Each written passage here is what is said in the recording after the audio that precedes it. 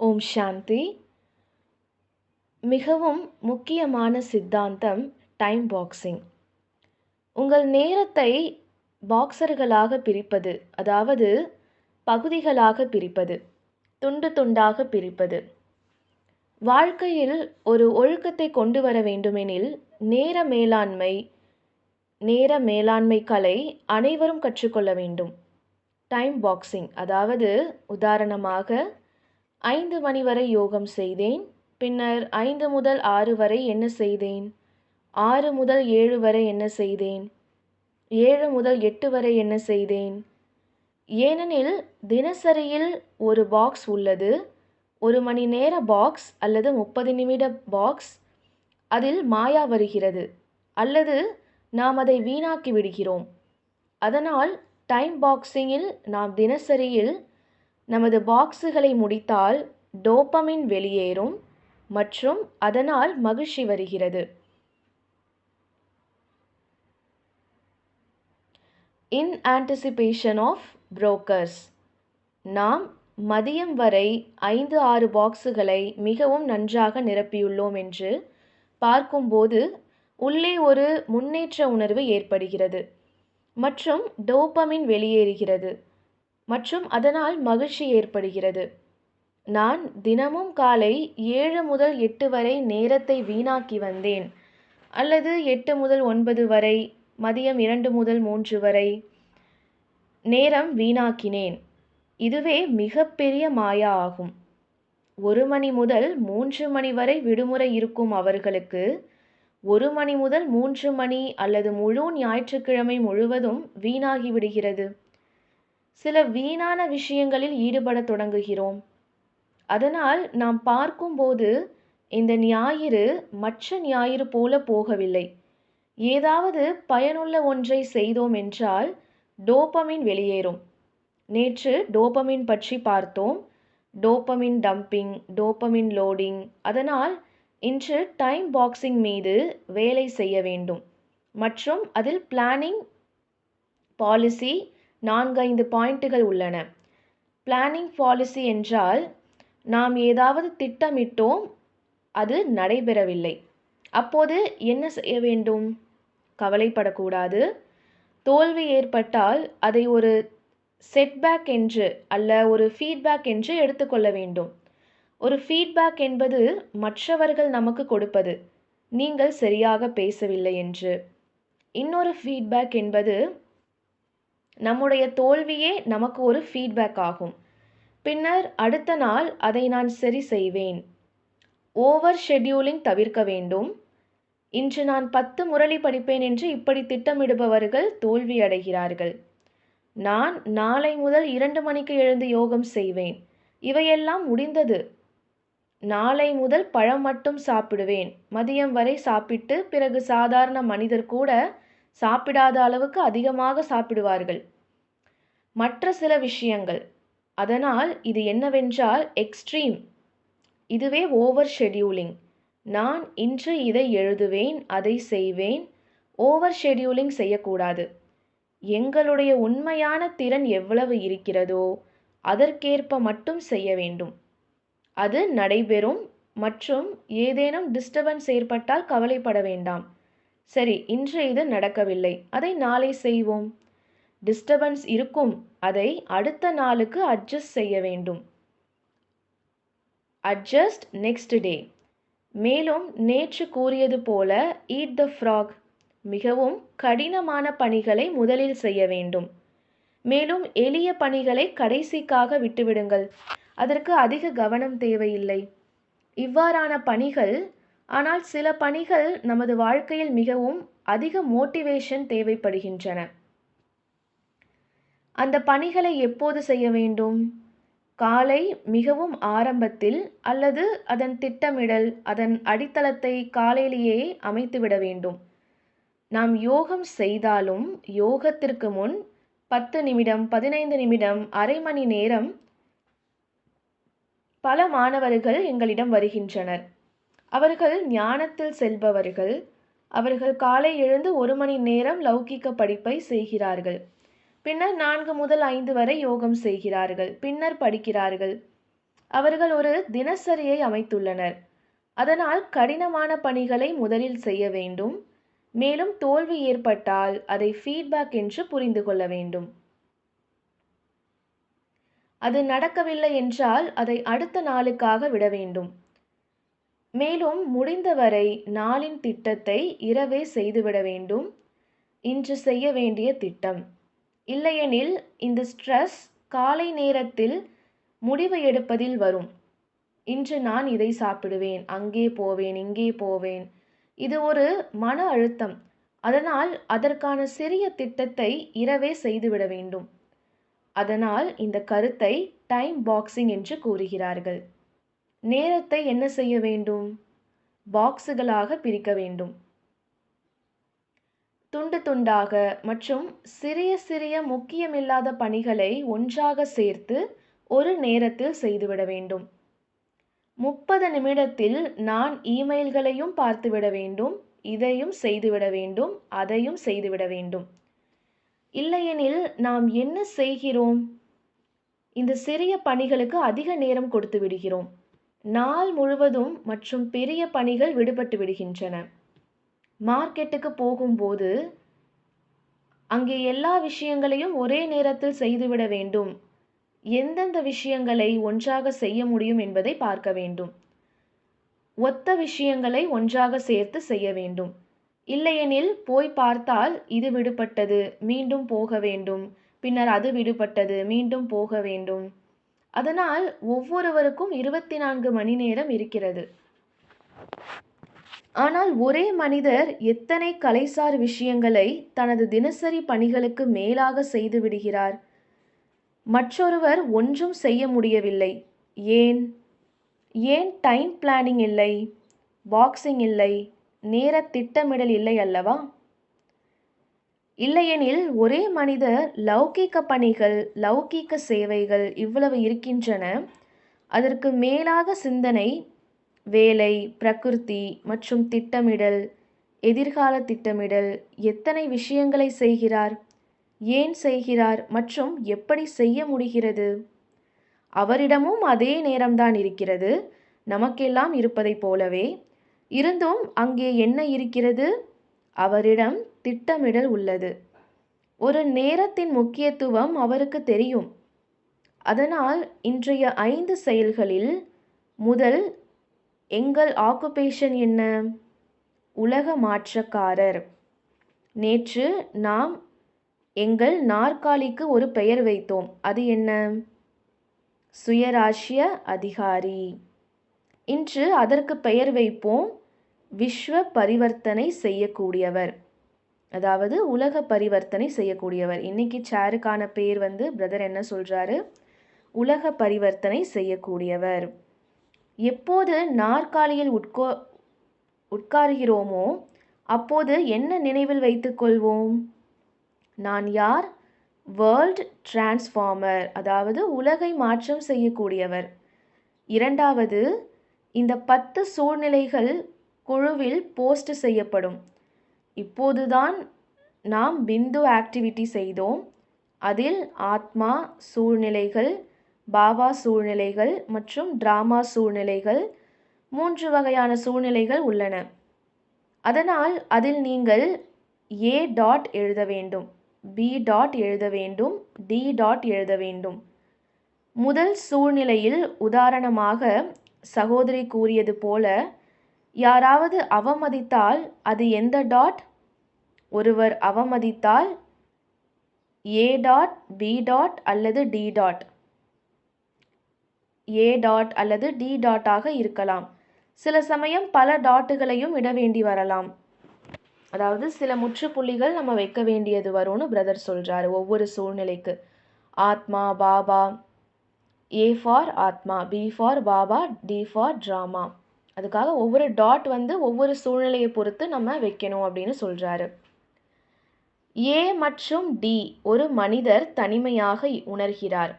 எனக்கு யாரும் இல்லை, இவர்கள் எல்லாம் அந்நியர்கள், தெரியாத உலகம், யாரும் எனக்கு உதவவில்லை, யாரும் என்னை நேசிக்கவில்லை, யாரும் என்னை கேட்கவும் இல்லை, முழுமையாக தனிமையாக உணரப்படுகிறார் என்றால் B டாட், அதாவது இப்போ யாருமே இல்லைன்னா பாபா என்ன சொல்லியிருக்காரு, குழந்தை நான் இருக்கேன்னு சொல்லியிருக்காரு. அப்போ அந்த இடத்துல நம்ம பி அப்படிங்கிற எழுத்து எழுதி முற்றுப்புள்ளி வைக்கணும்.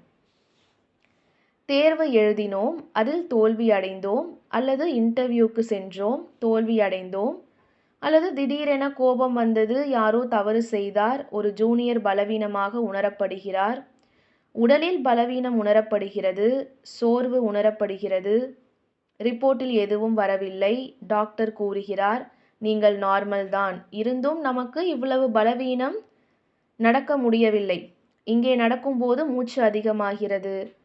ஆம், மற்றவர்களுடன் ஒப்பிடுகிறோம், அவர்கள் இவ்வளவு முன்னேறுகிறார்கள், நாம் முன்னேறவில்லை.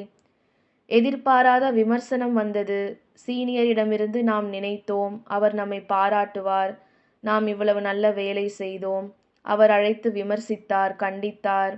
அப்போது என்ன செய்ய வேண்டும்?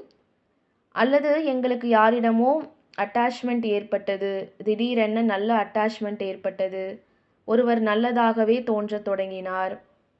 ஆம், அதனால் இந்த 10 சூழ்நிலைகள் குழுவில் போஸ்ட் செய்யப்படும். நீங்கள் எழுத வேண்டும், A டாட் வைக்க வேண்டும், B டாட் வைக்க வேண்டும், அல்லது D டாட் வைக்க வேண்டும். அதாவது இந்த மாதிரி பல விஷயங்கள் வரும். அப்போ ஒவ்வொன்றுக்கும் ஏற்ற மாதிரி நம்ம ஒவ்வொரு டாட் வைக்கணும். எப்போ ஆத்மாங்கிற புள்ளி வைக்கணுமோ அப்போ ஆத்மா, எப்போ பாபாவோ அப்போ பாபா புள்ளி வைக்கணும். அடுத்தது ட்ராமா யூஸ் பண்ணி புள்ளி வைக்கணும். இதுவே ஆக்டிவிட்டி ஆகும். மூன்றாவது, ஒரு வரி எழுத வேண்டும். முதல்ல பிரதர் என்ன சொன்னார், இன்னைக்கு நாற்காலிக்கான பெயர் என்ன? நான் உலகத்தை மாற்றம் செய்யக்கூடியவன். இரண்டாவது A dot B dot D dot. மூன்றாவது ஐ ரூல் மை செல்ஃப் என்று ஆங்கிலத்தில் எழுத வேண்டும். அதாவது என்னை நானே ஆளக்கூடியவன், முழுமையான அதிகாரி. நான்காவது ஆக்டிவிட்டி என்ன? சத்தியம் மற்றும் சுத்தம். பாபா சத்தியம் சுத்தத்திற்காக யாரை நினைவில் கொள்கிறார்? அது யார் மற்றும் எந்த உதாரணத்தை கொடுக்கிறார்? சிறிய குழந்தைகள் அல்லவா? அந்த சிறிய குழந்தைகளில் என்ன இருக்கும்? சுத்தம் இருக்கும். அவர்கள் சத்தியமாக இருப்பார்கள். இதயத்திலிருந்து அவர்களுடன் கபடமில்லை.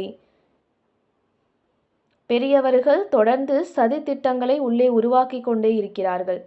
ஆனால் குழந்தை பருவ நாட்கள், அப்போது I am clean, I am clear. நான் சுத்தமாக இருக்கிறேன், உண்மையாக இருக்கிறேன். உங்கள் குழந்தை பருவ புகைப்படத்தை போஸ்ட் செய்ய வேண்டும். உங்கள் குழந்தை பருவத்தில் எடுத்த படம் இருந்தால் அதன் கீழே I am clean, I am clear என்று எழுத வேண்டும். இல்லையெனில் கற்பனை செய்து உருவாக்கலாம். நான் சிறு வயதில் எப்படி இருந்தேன் என்று. இந்த கலங்குதல் எல்லாம் எப்போது ஏற்பட்டது? அந்த குழந்தை பருவ நாட்கள் எங்கே போயின? I miss the little boy, இல்லைனா I miss the little girl. அதாவது பிரதர் என்ன சொல்கிறாருன்னா, நம்மளுடைய குழந்தை பருவ ஃபோட்டோஸ் ஃபோனில் வச்சுருப்போம், ஆல்பம்ஸில் இருக்கும். அப்போ அதுக்கு கீழே நான் சுத்தமானவன், நான் சத்தியமானவன் அப்படிங்கிறது எழுதணும். நம்ம அதை மிஸ் பண்ணுறோம் இல்லையா? அந்த குழந்தை பருவ நாட்களை நம்ம எல்லாருமே சத்தியமானவங்களா, உண்மையானவங்களா, தூய்மையானவங்களா இருந்திருப்போம். அதனால இன்னொன்று என்னென்னா, I miss the little girl, I miss the little boy, அந்த மாதிரி எழுத சொல்கிறாரு. ஆங்கிலத்தில் ஒரு கவிதை கூட இருக்குன்னு பிரதர் சொல்கிறாரு.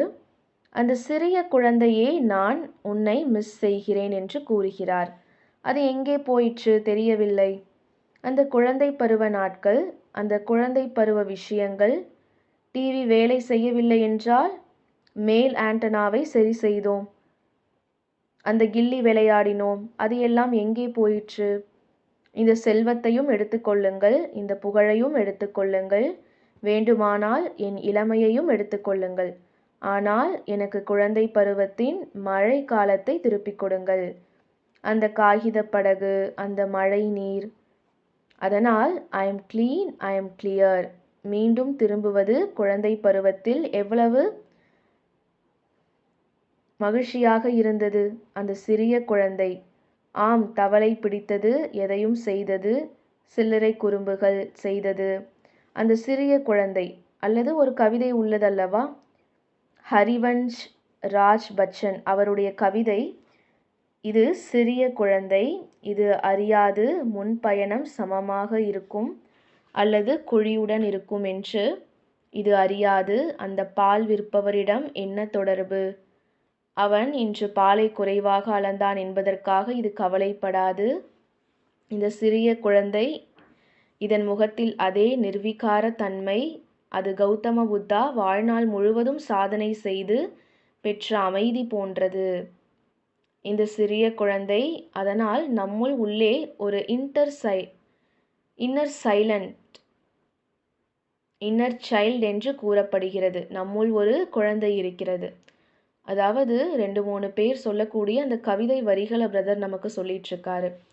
குழந்தைங்க எதுக்குமே கவலைப்பட மாட்டாங்க. சின்ன சின்ன விஷயத்த கூட மகிழ்ச்சியாக அவங்க செய்வாங்க. எல்லார்கிட்டையும் அன்பாக பழகுவாங்க. அந்த மாதிரி நிறையா பேர் அவங்களுடைய கவிதையில் சொல்லியிருக்காங்க. ஒரு குழந்தை இருக்கிறது, அதை நாம் என்ன செய்வோம்? அதன் கழுத்தை நெரித்து விட்டோம். ஒரு குழந்தை என்னவென்றால் அதில் என்ன இருக்கும்? ஆர்வம் இருக்கும். அது அறிய விரும்பும். ஒவ்வொரு விஷயத்தையும் அறிய விரும்பும், புரிந்து கொள்ள விரும்பும். கடற்கரையில் மக்கள் எவ்வளவு நடந்து கொண்டிருக்கிறார்கள். எத்தனை சிறிய சிப்பிகள் இருக்கும். ஒரு குழந்தை இருக்கிறதல்லவா, அந்த சிப்பியை பார்த்தவுடன் அதன் கண்கள் ஒளிர்கின்றன. அங்கே நடந்து கொண்டிருக்கும் பெரியவர்களுக்கு அதில் எந்த கவனமும் இல்லை. அதாவது நமக்குள்ளே இருக்கிற ஒரு குழந்தைத்தனம் சில டைம் நம்ம வெளியே கொண்டுட்டு வர்றதில்ல. அதை நம்ம அப்படியே முடிச்சிடுறோம். அது அழிஞ்சு போயிடுது. அதனால பிரதர் ஒரு சின்ன குழந்தைங்க சிப்பியை பார்த்தா எவ்வளோ சந்தோஷப்படுவாங்க கடற்கரையில். ஆனால் பெரியவங்களுக்கு அப்படி இல்லை இல்லையா? அதை சொல்லிட்டு இருக்காரு. குழந்தை ஒருபோதும் சோர்வடைவதில்லை. ஒரு மனிதர் இருந்தார், ஒரு சைக்காலஜிஸ்ட். அவருடைய வீட்டில் ஒரு சிறிய குழந்தை பிறந்தது. அவர் ஒரு ஆய்வு செய்ய வேண்டும் என்று ஒரு பாடி பில்டரை வீட்டில் வைத்தார் மற்றும் அவனிடம் கூறினார், இந்த குழந்தை என்ன செய்கிறதோ அதையே நீ செய்ய வேண்டும். அதற்காக உனக்கு நான் பணம் தருவேன் என்று. ஒரு வாரத்திலேயே அந்த பாடி பில்டர் சோர்ந்து விட்டார். ஆனால் குழந்தை சோர்வடையவில்லை. குழந்தை எங்கேயாவது சென்று விடுகிறது. இங்கே ஓடுகிறது, அங்கே உருண்டு விழுகிறது, கீழே விழுகிறது. அது என்ன செய்கிறதோ அதை நீ செய்ய வேண்டும். சோர்வில்லாமல் அது எதை வேண்டுமானாலும் செய்கிறது. ஆனால் அந்த குழந்தை சோர்வே இல்லை. அந்த பாடி பில்டர் சரணடைந்து விட்டான். அதனால் குழந்தைகள் எப்படி இருக்கிறார்கள்? சோர்வில்லாதவர்கள் இல்லையா? ஏனெனில் அவர்களின் சிந்தனைகள் லேசானவை. அதாவது ஒரு பாடி பில்டர் இருக்காரு. அவர் அவரை ஒருத்தர் வேலைக்கு வைக்கிறாரு. குழந்தை என்னெல்லாம் செய்யுதோ அதை நீயும் செய்யணும் அப்படின்னு சொல்லி வேலைக்கு வைக்கிறாரு. ஆனால் அவர் ஒரு வாரத்திலேயே சோர்வடைஞ்சிட்றாரு. அவர்னால எதுவுமே செய்ய முடியறதில்லை. நம்மை சோர்வடைய செய்வது என்ன? நமது சிந்தனைகள். சேவை ஒருபோதும் சோர்வடைய செய்யாது. சேவை பற்றிய சங்கல்பங்களே சோர்வடைய செய்கின்றன. நான் மட்டும் செய்ய வேண்டுமா? மற்றவர் இன்னும் வரவில்லை. என் கடமை முடிவடைகிறது. அவர் எப்போது வருவார்? எல்லாவற்றையும் நான் தான் செய்ய வேண்டி வருகிறது. அதனால் உங்கள் குழந்தை பருவத்தில் ஒரு புகைப்படம் எது? மிகவும் மாசற்றது. அதில் I am clean, I am clear என்று எழுத வேண்டும். மேலும் கடைசி வேலை, இன்று ஒரு சிறிய பாக்கெட் கார்டு உருவாக்க வேண்டும். ஒரு சிறிய பாக்கெட் கார்டு, அதை ஜோப்பில் வைத்திருக்க வேண்டும். அதில் எழுத வேண்டும், பாபா எப்போது பழைய சம்ஸ்காரம் வெளிப்படுகிறதோ அப்போது என்ன சொல்ல வேண்டும்? பாபா பாபா பாபா. ஒரு பாக்கெட் சைஸ் கார்டை எடுத்து அதை ஒரு முறை வாசிக்க வேண்டும். அதனால் இன்றைய இந்த 5 செயல்கள், முதல் செயல் கூறப்பட்டது அந்த நாற்காலி. அதற்கு நேற்று நாம் சுயராஜ்ய அதிகாரி என்று பெயர் வைத்தோம். இன்று அதற்கு விஸ்வ மாற்றத்தை செய்யக்கூடியவர் என்று பெயர் வைப்போம். எப்போது அந்த நாற்காலியில் உட்கார்கிறோமோ உடனே ஒரு சிந்தனை வர வேண்டும், விஸ்வ மாற்றத்தை செய்யக்கூடியவர். பல நாட்களாக யாரோ அனுப்பி கொண்டிருக்கிறார்கள், என்ன இல்லை.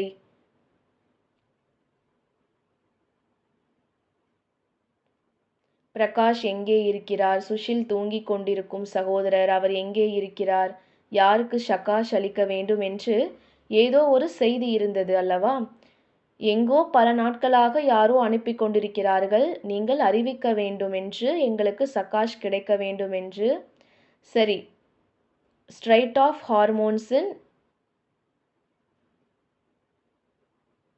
இப்படியாக சிலர் உள்ளனர். அவர்கள் எங்கோ சிக்கிக் கொண்டுள்ளனர். 3 வாரங்களாக ஸ்ட்ரைட் ஆஃப் ஹார்மோன்ஸின் ஷிப்பின் சிஆர் அவர்கள் காத்திருக்கும். அதனால் முதல் செயல் கூறப்பட்டது விஸ்வ பரிவர்த்தனை செய்யக்கூடியவர். அதாவது யாரோ எங்கேயோ வந்து மாட்டிகிட்ருக்காங்க, அவங்களால திரும்பி வர முடியறதில்ல. ஸோ பிரதருக்கு கால் வந்துக்கிட்டே இருக்குது. அதனால் அவங்களுக்காக சகாஷ் கொடுக்கணும் அப்படிங்கிறது வந்து பிரதர் நமக்கு சொல்லிகிட்ருக்காரு. 2வது செயல் கூறப்பட்டது பிந்து சூழ்நிலைகள். அதனால் குழுவில் சூழ்நிலைகள் போஸ்ட் செய்யப்படும். அதாவது இந்த கிளாஸஸ் கவனிக்கிறவங்களுக்காக ஒரு குரூப் இருக்குது அங்கே. இப்போ இந்த குரூப்பில் வந்து 10 விதமான சூழ்நிலைகள் போஸ்ட் பண்ணுவாங்க. அதை நம்ம ஃபேஸ் பண்ணும்போது எந்த மாதிரி டாட்ஸ் வைக்கணும் அப்படிங்கிறத சொல்லுவாங்க.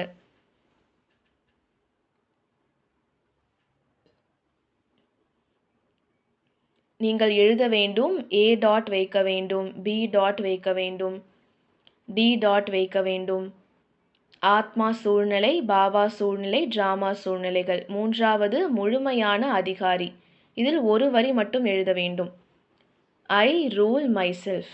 3வது உங்கள் குழந்தை பருவத்தின் ஒரு புகைப்படத்தை தேடிக்கொள்ளுங்கள். இருந்தால் கிடைத்தால் அதில் I am clean, I am clear என்று எழுதுங்கள். மேலும் கடைசியாக ஒரு பாக்கெட் சைஸ் கார்டு உருவாக்க வேண்டும். ஒரு சிறிய கார்டு, அதில் பாபா பாபா பாபா என்று எழுதுங்கள்.